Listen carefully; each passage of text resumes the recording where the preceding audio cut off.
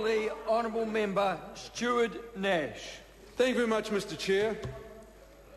We have just been lectured on debt and taxation by 2 South Island farmers and 1 Waikato dairy farmer.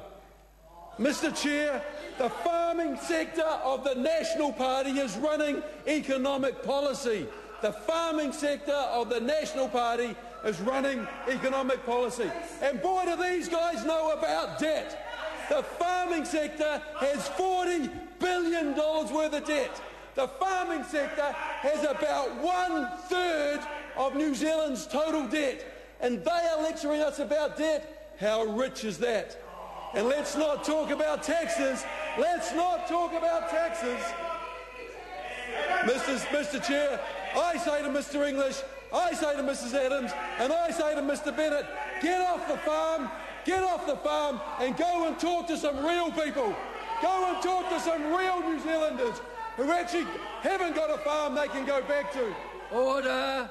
Mr. English talked about numbers that didn't add up. That's pretty rich. That's pretty rich from a finance minister with the IRD, the government's tax collecting agency, came in with figures that were $4 billion less than the Treasury's figures. $4 billion less in revenue than the Treasury's figures. Who did he go with? He went with Treasury's figures. But then again, he didn't go with Treasury advice when they wanted a capital gains tax. The nerve to criticise, Mr. Chair. Mr. Chair, this year, the people of New Zealand have a very clear choice. They can sell state assets of sweat, toil, tears and taxpayer money, or they can have reform of the tax system and keep our state assets. Mr. Bennett, Mr. Adams and Mr. English, all farmers don't want reform of our tax system. They would rather sell state assets and keep a tax system that is unfair. Tax reform that all and asunder agree is necessary. Tax reform that will bring us into alignment with 90% of countries in the OECD. Tax reform for the sake of fairness, to reduce inequality. Mr. Chair, I quote from an article in Sunday's paper by Anthony Hubbard, and he says, I quote, "The National-led government finds no great problem with inequality. If it did, its policies would be different. A far better approach is that of Buffett, the richest of them all. He asked to pay more taxes, not less. This is partly just a question of fairness." That word, fairness. And Mr. Buffett says, Warren Buffett says, the second richest man in the world says, if you're in the lucky 1% of humanity, you owe it to the rest of humanity to think about the other 99%. But it's also a matter of enlightened self-interest. He knew that in the long run, he and his class would benefit from living in a fairer society.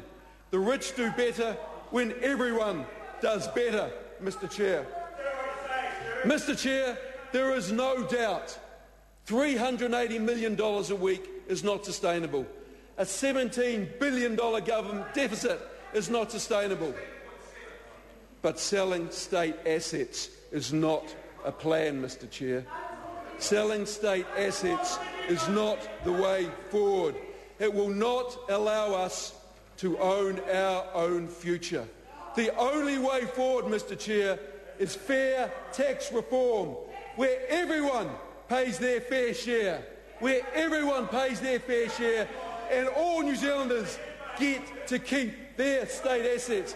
But, Mr. Chair, this is a tax that is only going to affect about 8% of New Zealanders. 92% of New Zealanders who are currently paying their fair share won't be affected. They won't be affected. So why the cries of inequality? Only 8% are going to be affected. And, Mr. Chair, this tax is only going to be paid on income. Not the family home, not personal assets, only income. And that, Mr. Chair, is fair. Let me give an example. If someone earns a salary of $50,000 they pay $8,000 of tax. If they get a capital gain of 50, they pay no tax. That is simply not fair. The question is, where are we? The question now is that vote finance stand part. All those in favour, please say aye. Aye. The contrary, no.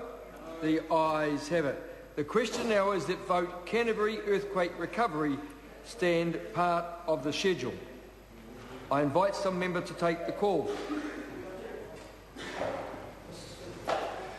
I call